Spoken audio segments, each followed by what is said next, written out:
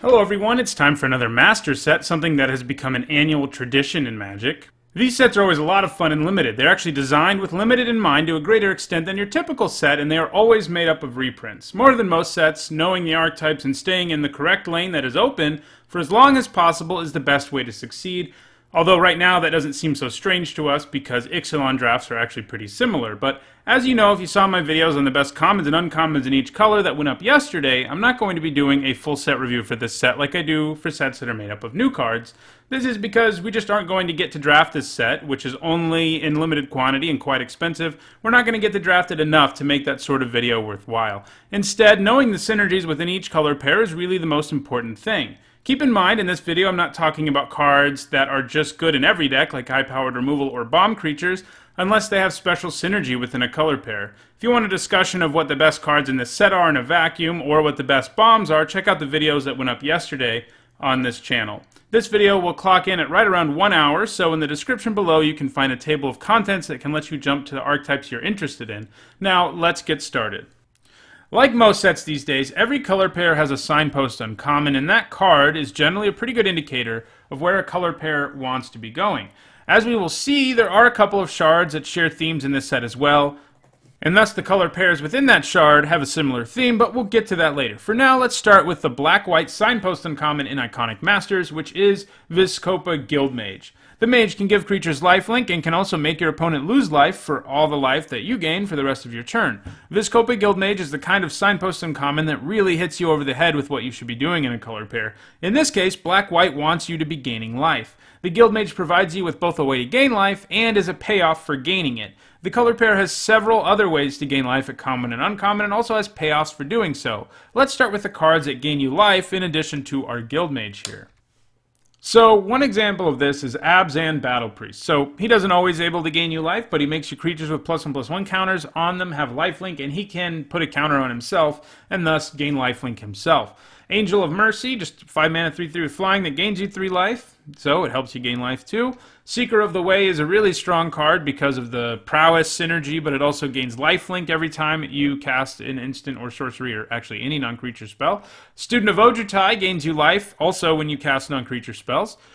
Survival Cache gains you life, and if you have more life than an opponent, you get to draw a card, so it's also sort of a life gain payoff because it lets you draw cards if you have more life than your opponent, and if you're in this deck, ideally you're going to have more life than your opponent. Has rebound, so the second time you get to cast it for free, basically. Child of Night, just a little 2-drop with lifelink. Foul Tongue Invocation can gain you life if you have a dragon in your hand or you're in play. Rot Feaster Maggot enters the battlefield and exiles creature cards from any graveyard, and you gain life equal to that card's toughness. Tavern Swindler is kind of a weird card because it's not actually always going to gain you life, but it's still a 2-drop with upside. It can gain you 3 life a turn if you succeed with your coin flip. There's also Bubbling Cauldron, which can gain you life when you sacrifice a creature. There's also Butcher's Glee, a combat trick that adds lifelink, and Eternal Thirst, a aura that gives your creature lifelink. I'm not super high on Eternal Thirst. It's just not an aura that does enough usually, but maybe life gain will be important enough that you want it. Pristine Talisman can ramp you and gain you life. Not the worst thing. And Radiant Fountain, I'm not sure how often you're really going to want to run this. You probably have to end up with a ton of payoffs for gaining life. But if you have enough of them, being able to gain life off of a random land in your deck isn't too terrible, but it does dilute your mana base a little bit and make it a little bit worse. So now we've seen all the cards at common and uncommon that gain you life in the black-white color pair. Let's look at some of the payoffs other than our Vizkopa Guildmage. One payoff we already mentioned is Survival Cache, which can draw you cards. Sanguine Bond is actually just straight up a win condition for this deck if you can gain enough life. It just drains your opponent every time you gain life. Angelic Accord is probably a better win condition than Sanguine Bond is. This is because as long as you can gain 4 life once or twice, this is going to pay off because you'll have 2 flying angels in play and they can win quickly. Johnny's Pridemate gets bigger the more life you gain. So this is actually it for commons and uncommons that are life gain payoffs, but obviously, like, nobody else is going to want Angelic Accord or Sanguine Bond. If you see those, the Lifegain deck is open, and those are going to really be strong, and you may even get multiples because no one wants those except for the Lifegain deck. Ajani's Pridemate, you know, it's a 2-drop, so it's going to see play in other decks, so you're not going to see it as often as a signal, but Angelic Accord especially, and Sanguine Bond to a lesser extent, do indicate that Lifegain is the way to go. There's also a bunch of cards that allow you to pay life for various effects that are going to be a little bit better in this deck, so keep your eye out for those as well. There's also some mythics and rares that are well suited to this deck. One of them is Kokusho, who gains you life when he dies. One of these is Lord of the Pit. I don't love Lord of the Pit by any extent, but I think if there's a deck for it, it's probably this one, because you don't care as much if you have to pay 7 life. You can also be in a go-wide deck where you can eat creatures, but it's not a great card in general, but I included him here anyway. Necropotence is in this set, believe it or not. It's one of the more powerful cards in Magic's history, completely warped a standard format back in the day, and it's very strong. And in this deck, if you're gaining a lot of life, you're going to be pretty happy to pay a bunch of it to draw cards. Any deck will be happy to draw cards, but especially this deck because you can gain a bunch of life. Serra Ascendant is an incredibly powerful sort of build-around life gain, who's only a rare and not a mythic, who's just huge if you have 30 or more life and can just end the game.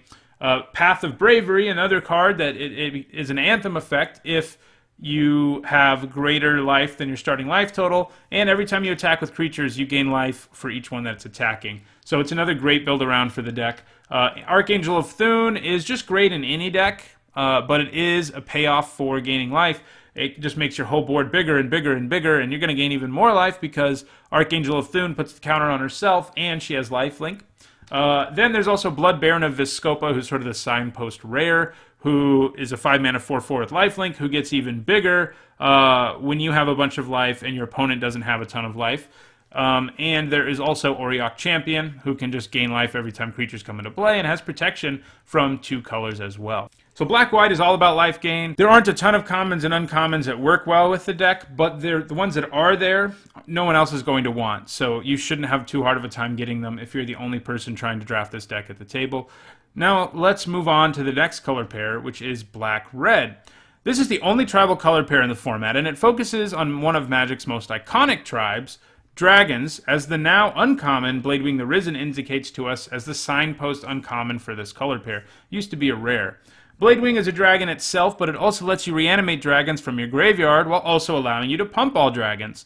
7 mana is a lot for a signpost uncommon, but this color pair comes with a need for ramp as well in general because you're trying to play dragons. First, let's look at all the dragons at common and uncommon in addition to Bladewing the Risen.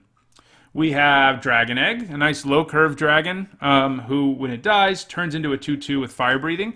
Not too bad to just play as like a blocker. Furnace Whelp, a 4-mana 2/2 with Fire Breathing and Flying. Solid little dragon. Hoarding Dragon, I think, is one of the better ones. This one, I think, is just a first pickable card in a lot of packs because it's a 5-mana 4/4 flyer. It also lets you search your library for an artifact, and when it dies, you get that artifact, if it dies. So you get value when it dies. And this deck has a need for mana rocks, so it works well in that way.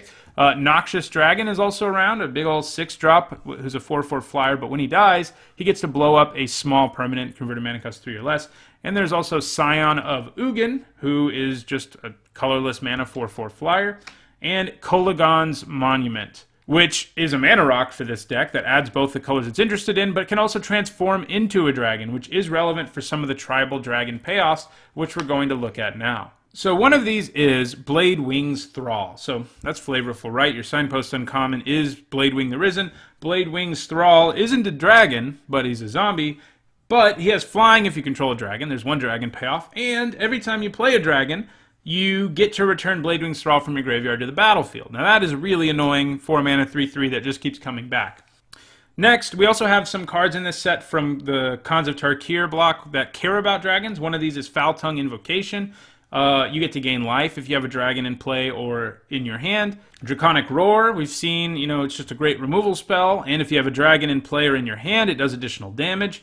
They downshifted the rarity of Dragon Tempest, and I have to tell you, that makes this pretty interesting, because Dragon Tempest was a cool card in Khans of Tarkir block. I can't remember which set it was in, but it was rare, and it was really hard to actually build a deck it worked in, and it might still be, but putting it in common makes it a little easier. First of all, it pays you off for all creatures with flying, but whenever you have a dragon into the battlefield, you get to do X damage to target creature or player, where X is the number of dragons you control. So you probably need like 7 dragons and maybe 3 other flyers for this to work out, which isn't going to be the easiest, but I want to make it happen. It looks like a lot of fun. We have Dragonlord's Servant, who helps us sort of ramp to playing dragons more quickly, and Dragonloft Idol, who, like Bladewing's Thrall, gets a bonus when a dragon's in play. So, in addition to all of these cards at common and uncommon, there are, of course, also rares that fit well into this deck. And among them are just dragons, like Thundermaw Hellkite, just a big, scary dragon. First pickable, one of the best cards in the set. Scourge of Valkus is not only a big, scary dragon, but he brings you dragon synergy. He gives all your dragons the effect of doing X to target creature or player, where X is the number of dragons you control. So even if you're just doing 1 with him, that's good. If you're doing 2 or 3, it's great. Plus, he has fire breathing. Ryusei the Falling Star, this is probably the deck where he'll be at his best. He's a good card in general, but the fact that he can just nuke your whole board too in most situations is bad. But if you're playing more flyers, there's less of a chance that they're going to get hit by it.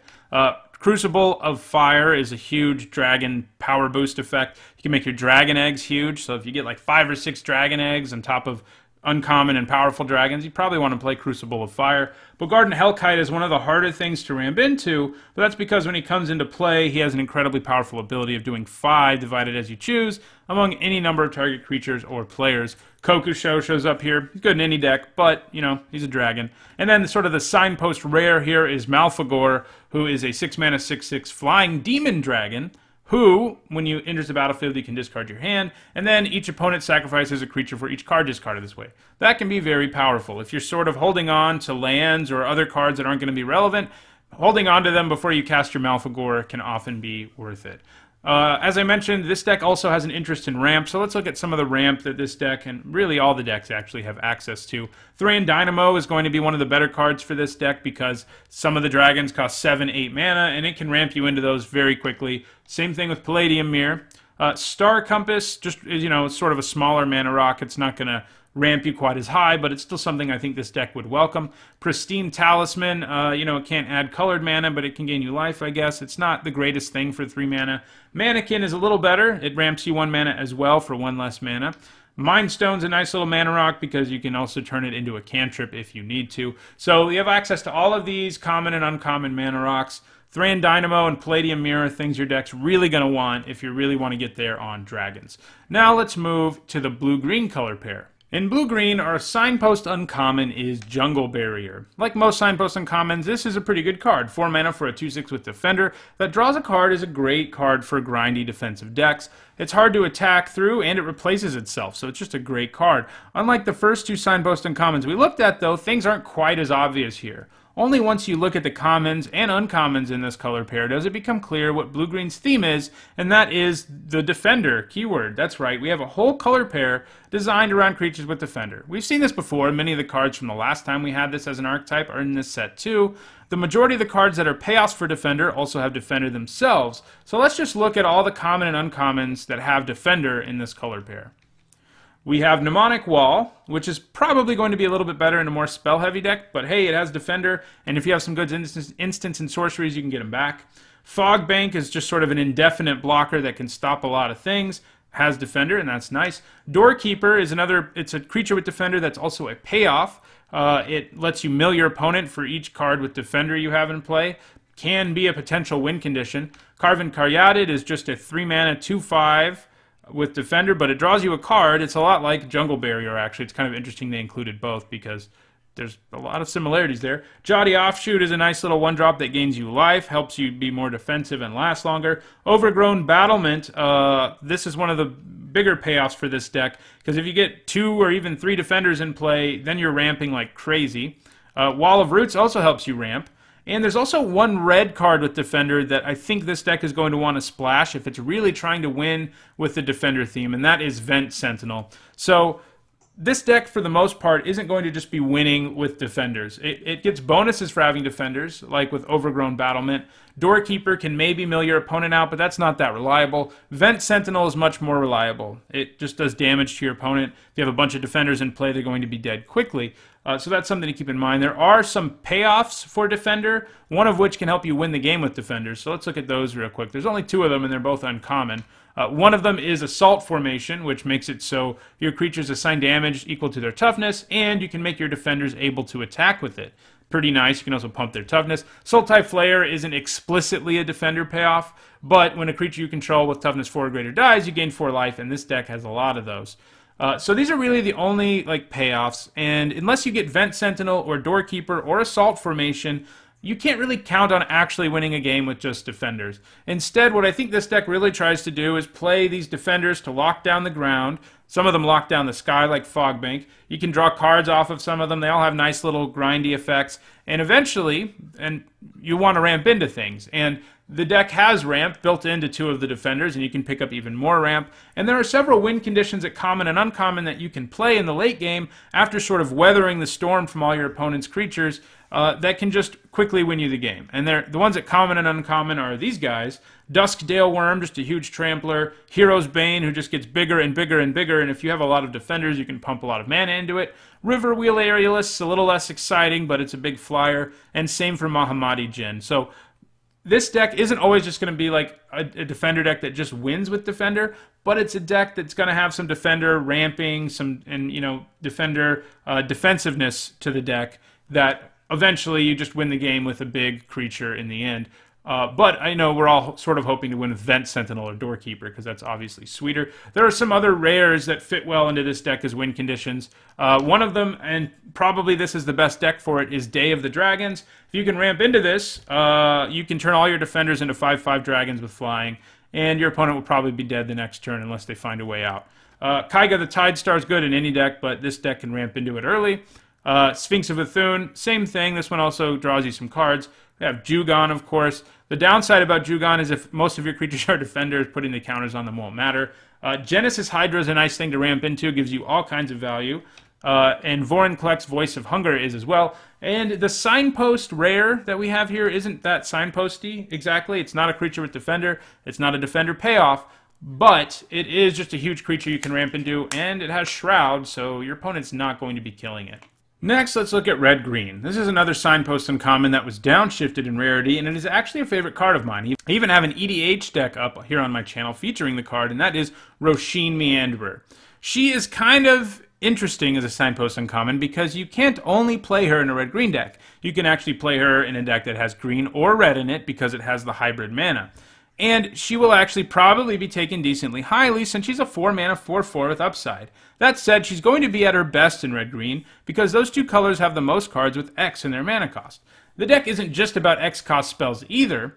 It's just about ramping in general, and Roshin really does that for you, especially with X spells. Let's look at the X spells at common and uncommon that Roshin can really abuse.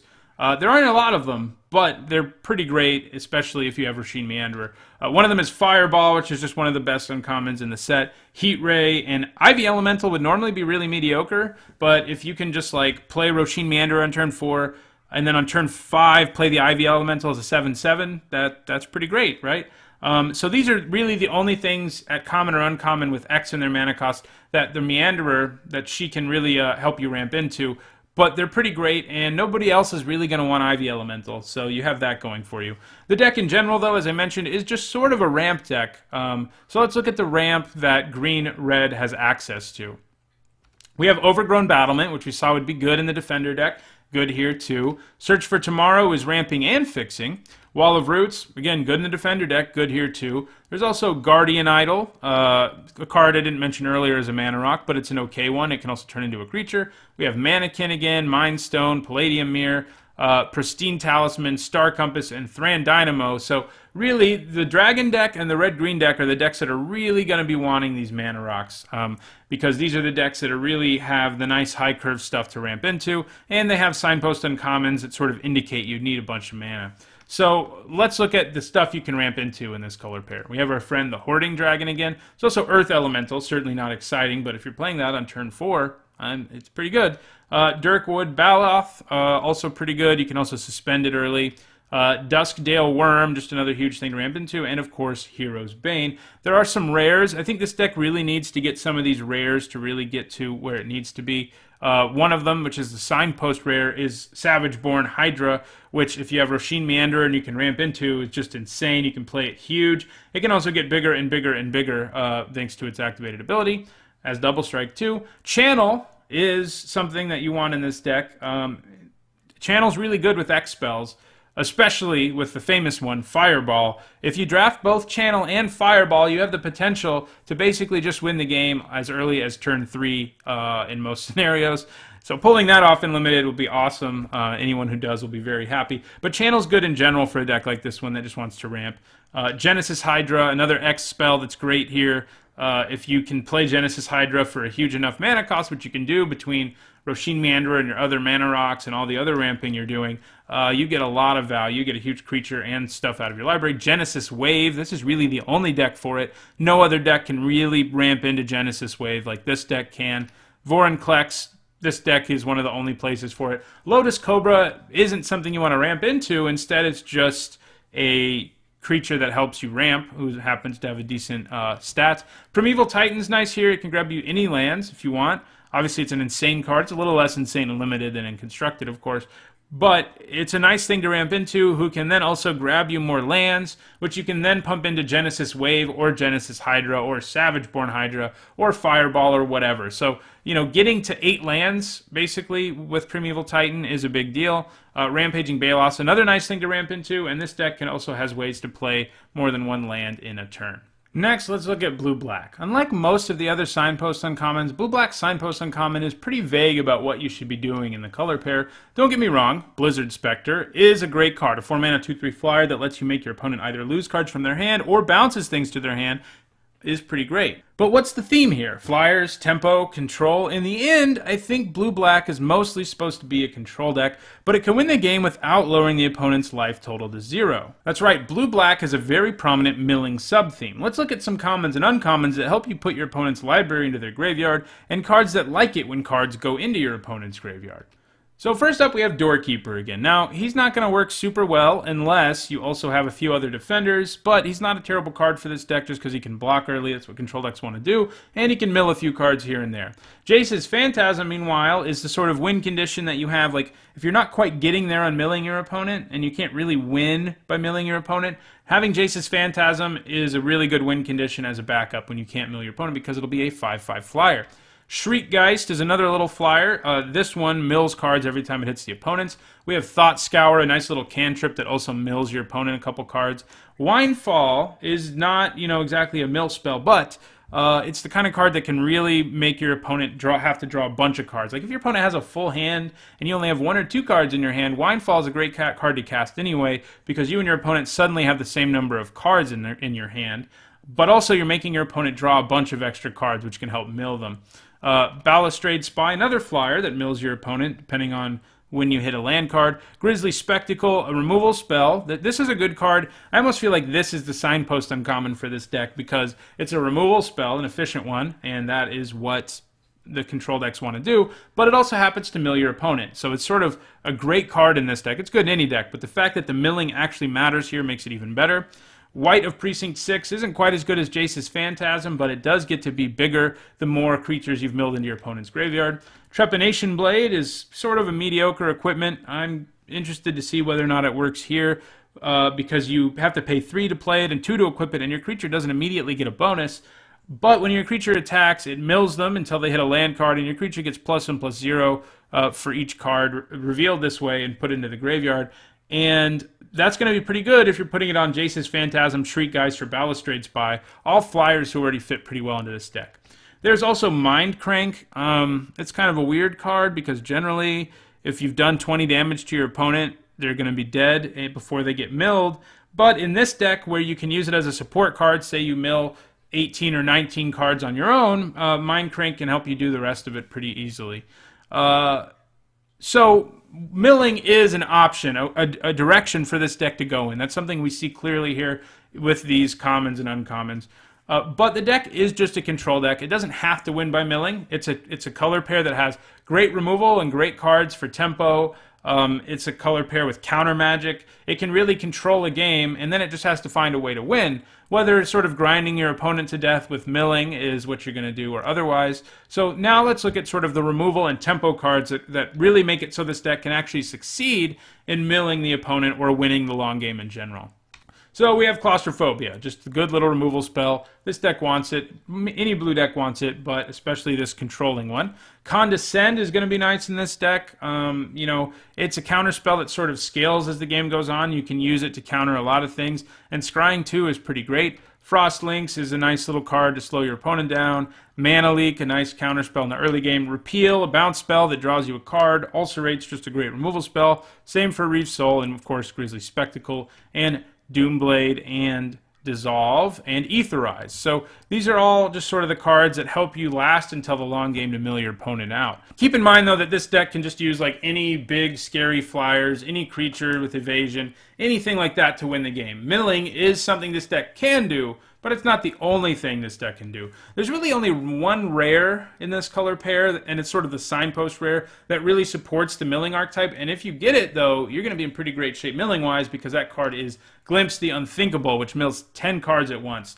That's going to be great at setting up your Jace's Phantasms, your Whites of Precinct 6, and just sort of grinding your opponent to death with milling. So this color pair is an interesting one. I'm curious to see how often milling will actually work. I do think it will work sometimes, but I think more frequently this deck will just be a control deck that plays a lot of good removal and bounce spells and stuff, and then just plays like a Kaiga the Tidestar or something to win the game. Now let's move to the last 5 color pairs. As I mentioned earlier, there are 2 shards that focus on similar archetypes. The Abzan colors, like +1/+1 counters, and the Jeskai colors care about instants and sorceries and other non-creature spells. There are slightly different emphases depending on which particular color pair you're looking at, but they have a lot in common. Let's start with red-white. Kind of like blue-black, red-white Signpost Uncommon isn't the kind of card that makes it immediately obvious what the color pair wants to be doing. Once again, though, it's an excellent card, in this case, Lightning Helix. This is an incredible removal spell and can really make a race a lot harder for your opponent. It can also dome them if it needs to. But what does red-white actually want to do? After looking at other cards in the color pair, red-white is mostly just an aggro deck. But as I think Lightning Helix is meant to indicate to us, it is an aggro deck with a Spells Matter sub-theme, which isn't something we've seen a whole lot of. This color pair is loaded with efficient early creatures, and many of these creatures happen to care about spells. Ideally, this deck will only be running spells that are either removal spells or combat tricks, as even though it likes casting instants and sorceries, it doesn't want to waste time with card draw effect, and it doesn't want to play like overcosted removal. It just wants to kill creatures in the early game and kill the opponent as quickly as possible, like red-white usually does. Let's look at some of the spell payoffs in red and white at common and uncommon. One of them is Kiln Fiend, which itself is sort of a fun build-around way to just win games with a Spells Matter deck. It can just become incredibly huge. If you make it evasive, it's a real problem. It is just an awesome card for a deck like this one. Monastery Swiftspear, of course, you know, these first 2 cards actually see some play in Modern, showing you how good they are. The Swiftspear is great. It can attack early, and then if you really get prowess triggers going, it's really hard to block. Seeker of the Way, same thing. Gains you life, though, in addition to having prowess. Dragon Bell Monk is sort of the least good of these, but he's still solid, a 3-mana 2/2 with vigilance and prowess. So 3 of these cards are actually at common, which means they're not going to be that hard for you to obtain. Basically, only a few decks are going to want Kiln Fiend or Dragon Bell Monk. Monastery Swiftspear and Seeker of the Way are going to be a little harder to get your hands on, but the good news is, like, if you're seeing a Kiln Fiend, it means one of the spell decks is open, even if it's not this one, and we'll get to the others later. So this deck, as I said, while it cares about spells a little bit because of cards like these, is mostly an aggro deck. So let's look at the aggressive creatures that this deck really wants to be playing. It wants to be playing things like Borderland Marauder, which is effectively a 2-mana 3/2 in this deck because you're just always attacking. It wants to be playing Keldon Halberdier, a 1-mana 4/1 with haste, basically, although it comes into play 4 turns later. Also has First Strike. This is a great thing to do on turn 1. In the late game, it's a real problem. Splatter Thug is just a very aggressive creature, because normally with this deck, you're going to make it so it can't block, but it's a 3/3 with First Strike. Topin Freeblade, of course, an incredible aggressive creature. If it hits them early, it's going to get even bigger. Same with Stalwart Haven. Infantry Veteran is the kind of card that really screws up combat for your opponent. You can just make your creatures even bigger. Doomed Traveler is nice because it is, you know, a decent creature early that can maybe trade with something, and it makes a spirit when it dies. Enoch Bondkin is great. It's just a 2-mana 2/1, but when you need it to, it can give itself First Strike and other creatures you have with +1/+1 counters on them, like Topin Freeblade or Stalwart Haven after they become renowned. So these are sort of the aggressive creatures that are well suited to this deck, as well as the ones with prowess that we looked at. So what spells does this deck actually want to play? The answer is it mostly just wants to be playing aggressive ones. So let's look at what I mean by that. What this means mostly is combat tricks and cheap removal. So Emerge Unscathed is the kind of card that can make your Kiln Fiend unblockable, by the way, which is pretty nice. It also has Rebound, so it can come back and do it again. So you get 2 prowess triggers because of Rebound, and it's just a good trick for saving a creature, a good way to make your Kiln Fiend swing for lethal. Great Teacher's Decree, you're going to be playing a lot of small creatures, so Great Teacher's Decree is something that can pump your whole board up, and if you have the guys with prowess, they're going to get even bigger, and it has Rebound, so it's going to do it again. Guided Strike is a nice little combat trick when you combine it, especially with prowess. It's a cantrip that also makes your creature win most combats thanks to the power boost in first strike. Pentarch Ward is an aura. This color pair has a few auras it's interested in. This is something else you can put on Kiln Fiend to make it unblockable. It also draws you a card, and it also gives you prowess triggers. Swords to Plowshares is great in any deck, but it's a nice removal spell here especially. Coordinated Assault is really nice. This can set up 2-for-1s, especially if you're also getting prowess triggers. Draconic Roar is just a nice efficient removal spell. Lets you blow a small blocker out of the way early. You're not usually going to have dragons in this deck, so that part's not going to matter. Fury Charm, another combat trick. This one has some flexibility. You can destroy artifacts with it, and you can also remove time counters if you want to. Hammer Hand is like, this is like almost a Signpost uncommon in a way too. Even though it's not uncommon and it's not both colors, this is basically the deck for it. You want to be slamming this onto your creature, making it bigger, getting some prowess triggers, and making your opponent's creature unable to block until end of turn. Mark of Mutiny isn't something I love. You know, threat and effects are always kind of medium, and this one lets, if your opponent's creature goes back to them, you give it back to them even larger, but it does make the creature even bigger. Maybe you have some +1/+1 counter synergies, and maybe you got 2 or 3 prowess triggers. Pillar of Flame, another nice card for killing a creature and getting it out of the way early. Same thing for Rift Bolt. Trumpet Blast, sort of a lesser Great Teacher's Decree, but it's the kind of card that will pump your whole team, and then if you have prowess, it'll do even more. So this is an aggro deck, don't get me wrong, but it's an aggro deck that wants probably 4 to 6 of these cards to really take advantage of the fact that you have all these creatures with prowess. And again, I want to stress, you don't want like 5 mana removal spells, even 4 mana removal spells. You want your curve to be relatively low, but you want these cheaper removal spells that kill things, and you want combat tricks that help you blow through your opponent's blockers.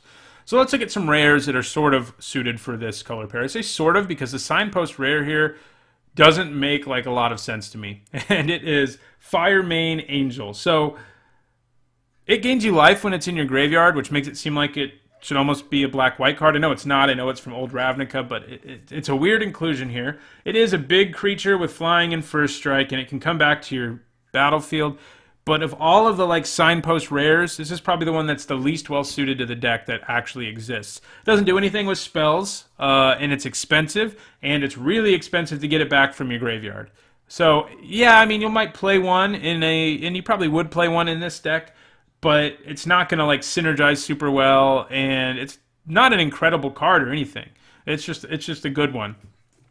So another card that works here, and it'll make sense in a second why I say it works here, is Kiki-Jiki Mirror Breaker. So he can make more copies of creature tokens to attack your opponent, sure, but just like we have Channel Fireball in red-green, there is an amazing instant win combination in this color pair, and it is Kiki-Jiki Mirror Breaker plus Restoration Angel, which will just allow you to make infinite Restoration Angels and kill your opponent.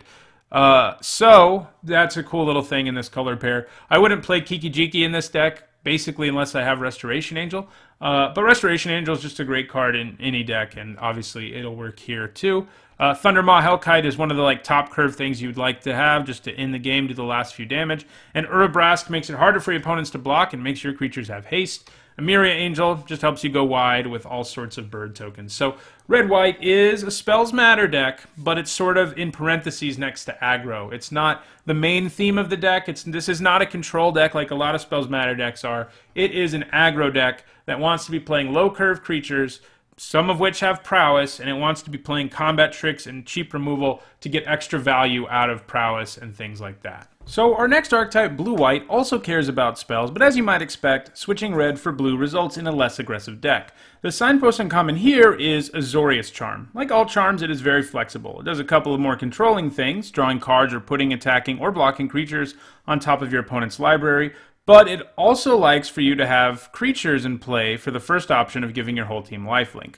Most of the time you're going to use one of the latter two options though. Basically, the blue-white Spells Matter deck is more mid-range. It has access to counter magic and bounce, something that red-white didn't have at all. Red-white was more of a creature-based spell deck, and this one's going to run fewer creatures and be less aggressive.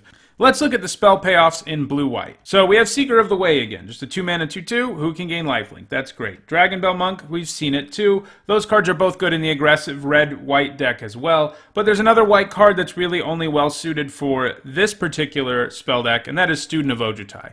You don't want to be running a 4-mana 2/4 in that other deck. You want to be running it here, especially because it gains you life. And of course, gaining life is also good for the black-white deck. So this is a card sort of like Seeker of the Way that can find itself in either deck. But it's going to be good in this deck, gaining you life, making the game go long so you can just sort of out-control your opponent, out-card your opponent, is what you want to be doing.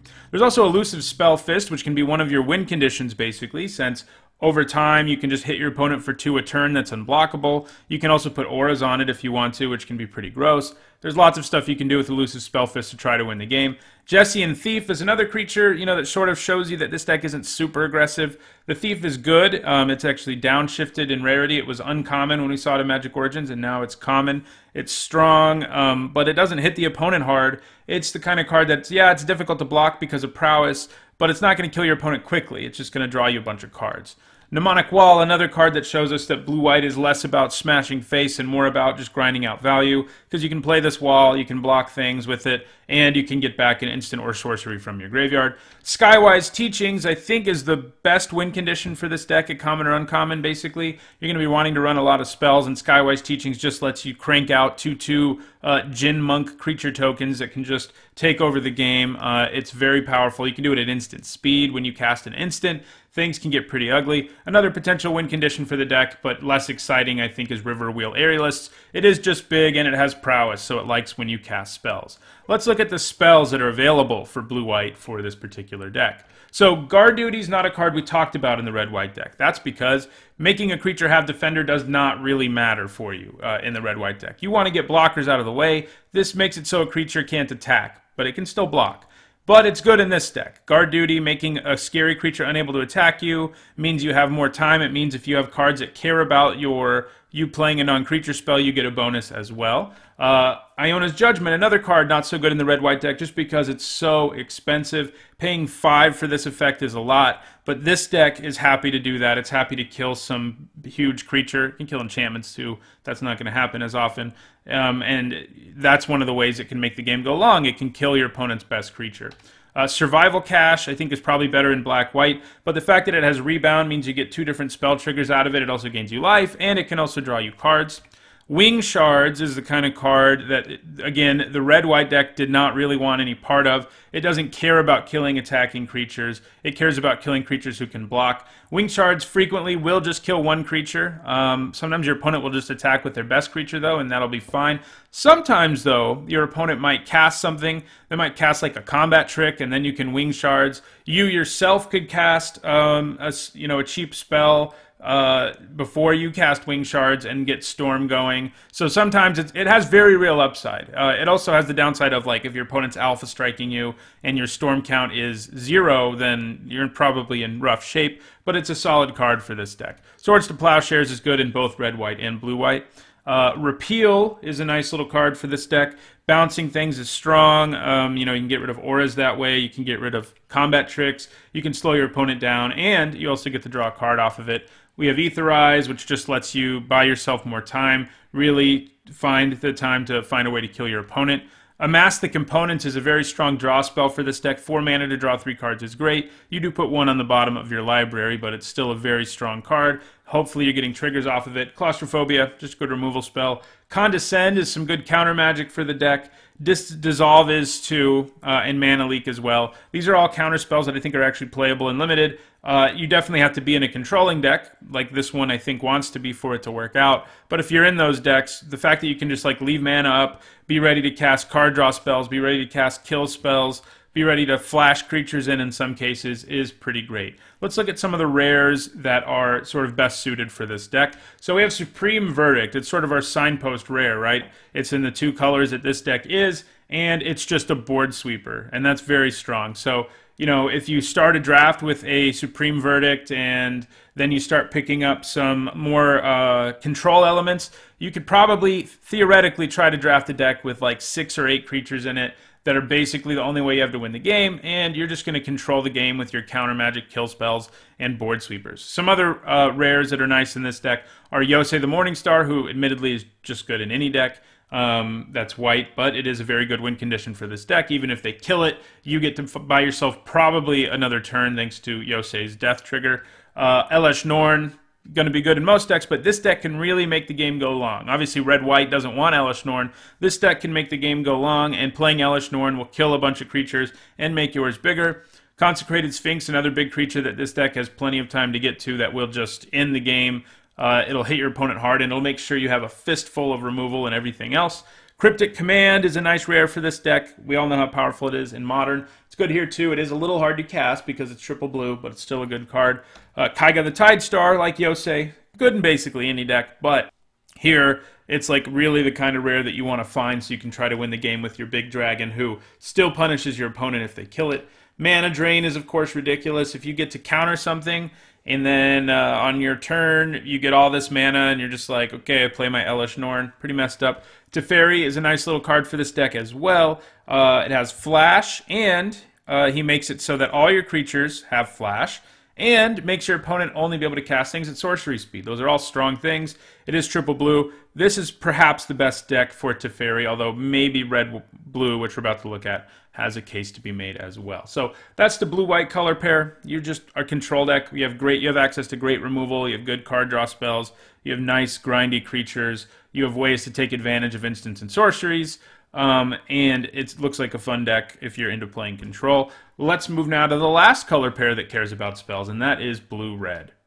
Like all 3 of the decks that care about spells, the Signpost Uncommon for blue-red is another powerful instant. In this case, it is Electrolyze. Electrolyze is basically always a 2-for-1, and in ideal situations, it can actually get you a 3-for-1 if you do 1 damage to 2x1s, for example. We've already seen all of the payoffs for spells in blue and red from looking at the other 2 archetypes, but looking at them together I think is useful for helping us determine where blue-red fits, whether it's an aggro deck, a control deck, or something in between. So let's look at some spell payoffs again, and there are a few that I think are better suited to this deck that we actually haven't mentioned yet, especially in the red-white deck, since I think that deck is sort of has a spell sub-theme and it isn't all about spells. So let's get started. So we have Elusive Spellfist again. This is a good card to just help you win the game with unblockable damage. We have Jesse and Thief again, who is a nice card to grind you out value, who happens to have prowess. Mnemonic Wall can get you back a spell. Skywise Teachings looks like it's going to be good in this deck too. River Wheel Aerialists also going to be solid in this deck. There's also Gutter Snipe, which I don't think is great for the red-white version of this deck. I think it's probably okay in it, but in the red-white version of Spells Matter, you're not going to be playing enough spells, and Gutter Snipe has bad stats for an aggro deck. So Gutter Snipe, I think this is probably its best home, the blue-red version of this deck, because he's basically just a win condition for you. But you also have access to some of the more aggressive cards from red, in addition to sort of having some of these medium-range cards from blue. You've got Kiln Fiend, you've got Monastery Swift Spear. Those are both cards that can sort of push this deck in a more aggressive direction. So this deck, I think, depending on sort of how the commons and uncommons fall, could actually end up being a bit of an aggro deck, more aggressive at least than blue-white, thanks to cards like Kiln Fiend and Swift Spear. Surreal Memoir is a card that I think is best suited for this deck, just like Gutter Snipe is. We haven't talked about it yet because it's pretty bad in the red-white deck. Letting you return an instant card at random from your graveyard isn't awesome, but like if the instants you have in your graveyard are all removal or counter magic or whatever, it's pretty good. It also has rebound, so you'll get 2 triggers for your Gutter Snipes, your Kiln Fiends, and you're getting a 2-for-1. So I think it's a good card for this deck. Let's look at some of the spells for blue-red that are, well suited for this particular deck. So we've got the removal, the very nice removal like Draconic Roar. Fireball is also going to be good in this deck, better than it is in the red-white deck, because this deck is going to make the game go longer most of the time. So an X spell will do a bunch of damage. Pillar of Flame is good in any red deck, really. Same for Rift Bolt. Stagger Shock, I think, is better suited here than red-white. It's okay in the red-white deck. That deck, wants to be playing more Pillar of Flames and Draconic Roar type removal than Stagger Shock, which is a little clunky for doing only 2 damage. 3 mana is a lot, but it does have Rebound. It comes back, it gives you another trigger for your cards that care about spells, and you get to kill something else or do damage to your opponent. Tormenting Voice, I think, is also better suited here than it is in the red-white deck, because it's just a card draw spell. You can sort of just get rid of a land and reload your hand a little bit. So in the end, there are these 3 spell decks, and I would say red-white is very aggressive. Blue-red is sort of a little more in the middle. It could easily, it has the pieces to be a more aggressive deck occasionally, if you get your Swift Spears and your Kiln Fiends, but it doesn't have access to the good white cards that make the red-white deck the most aggressive one. And blue-white is, I think, the most controlling of the 3. So they're all spell decks. You can also potentially run all 3 colors together. That's something we'll talk about near the end of this video. But they're all spell decks, but they all sort of have different identities. So now we're going to move to the last 2 color pairs, and they both also share an identity. So first we're going to talk about black-green. Both it and green-white like +1/+1 counters. In this case, I don't see there actually being that big of a difference between the 2 color pairs. Like I was talking about the spells decks, sort of having some clear differences between the 3 of them. I don't think that's as true here. I think the black-green deck and the green-white deck are kind of the same. They're just different colors, and they have access to some different payoffs, and that's what we'll talk about. So first, let's look at the black-green Signpost Uncommon, which is another downshifted rare, by the way. We got a lot of those as Signpost Uncommons, which is pretty cool, and that is Corpse Jack Menace. The Menace is a 4 mana 4/4 with tons of upside, making it so anytime you put +1/+1 counters on things, they get doubled. First, let's look at commons and uncommons in black-green that do stuff with +1/+1 counters.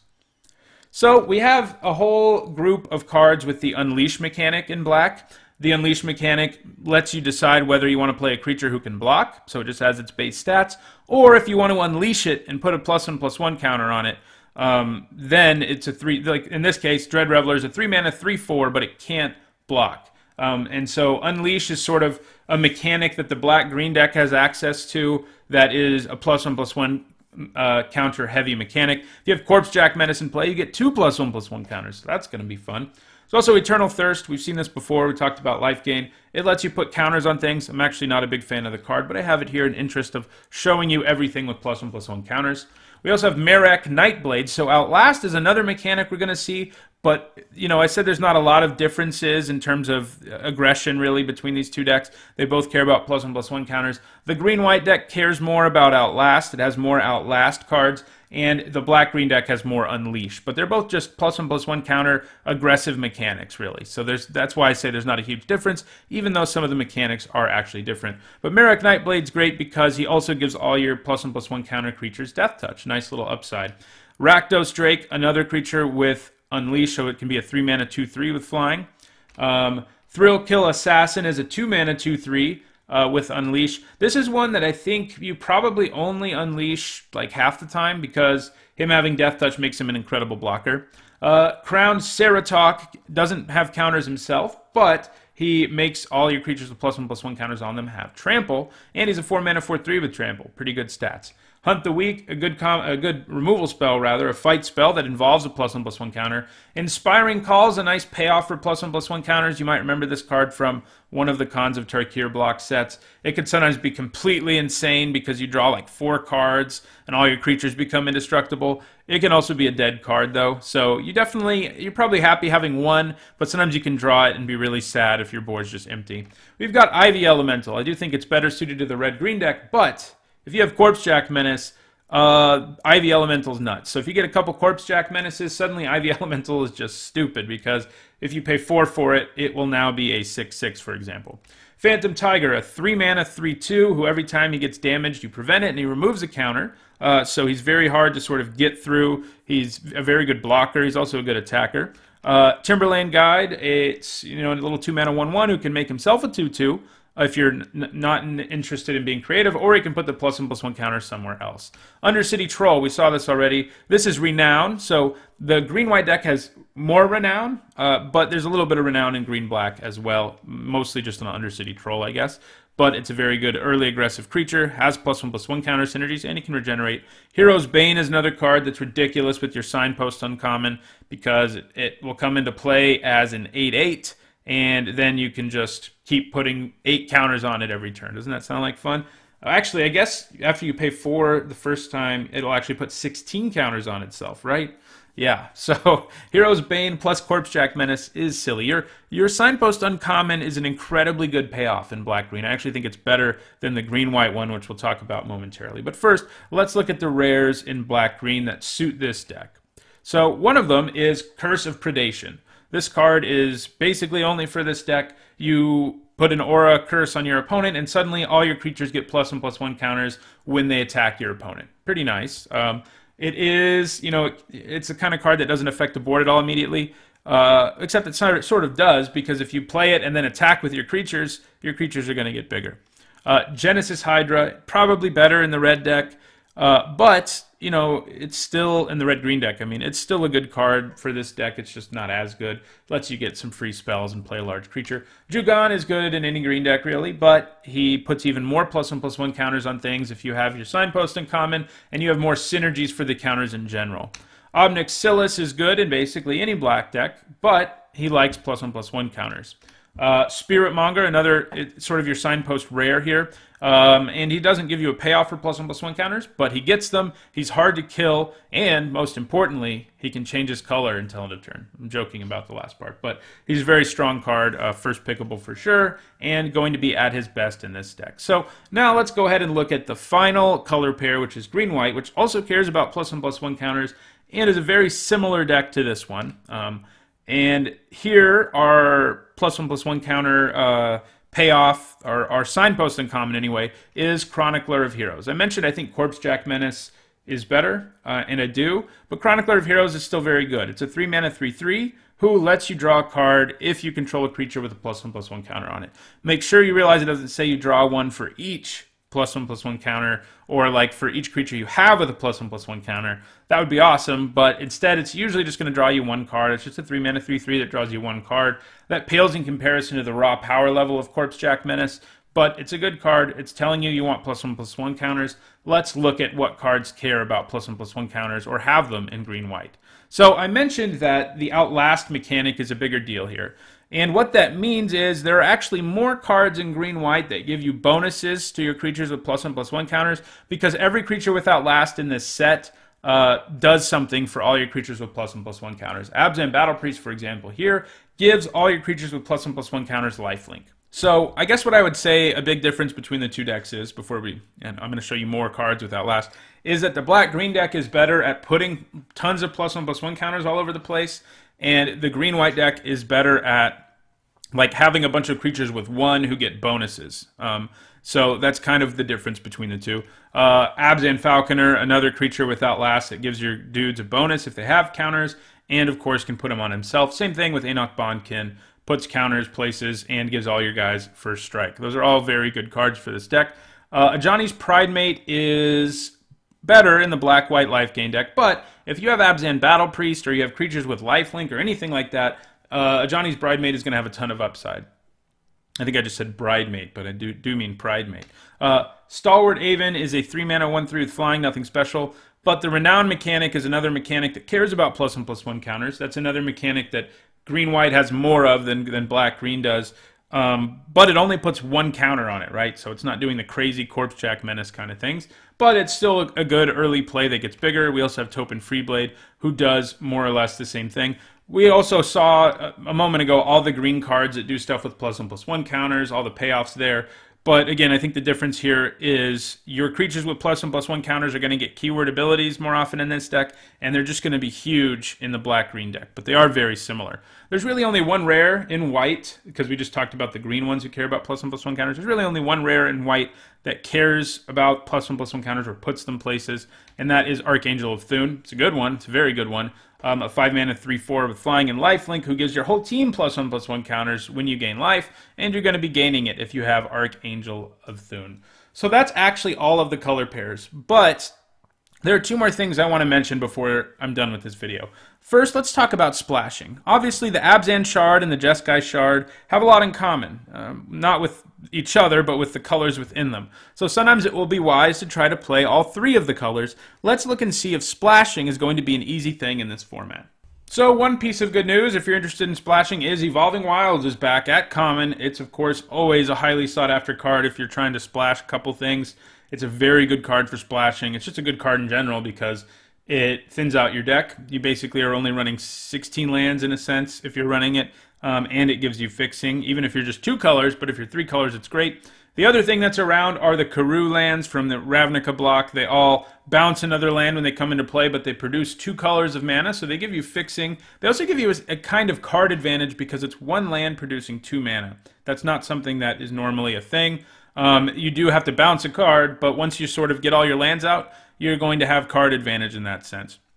There's also a rare cycle of lands, except weirdly, they're not all part of the same cycle. They printed like 1 rare from 5 different cycles, which is an interesting thing they chose to do. For example, Graven Cairns here is your black-red rare land. Grove of the Burnwillows is your red-green rare land. Horizon Canopy is your green-white rare land. Actually, I guess Horizon Canopy and Grove of the Burnwillows might be part of the same cycle. But anyway, Nimbus Maze is another one that sort of fixes for you. It's perhaps the worst of these, though, because you can definitely end up in situations where you're not able to produce the mana you want to produce because of the requirements it asks of you. And that's sort of true of River of Tears as well. If you can't play a land, it's only going to be able to produce blue. If you want it to produce black, you have to play land. There's also Shimmering Grotto, which, as you know if you've watched a lot of my videos, not a big fan of filter lands. I run them when I'm desperate for fixing, but in a world of Evolving Wilds, I don't think I'll be that desperate. Filter lands, sometimes people think it's like, sure, I'll just run 1, but they actually make your mana base worse than just a 2-color deck because you have to pay 2 mana to produce 1 color. In the meantime, all it produces is colorless mana. We've also got a few mana rocks.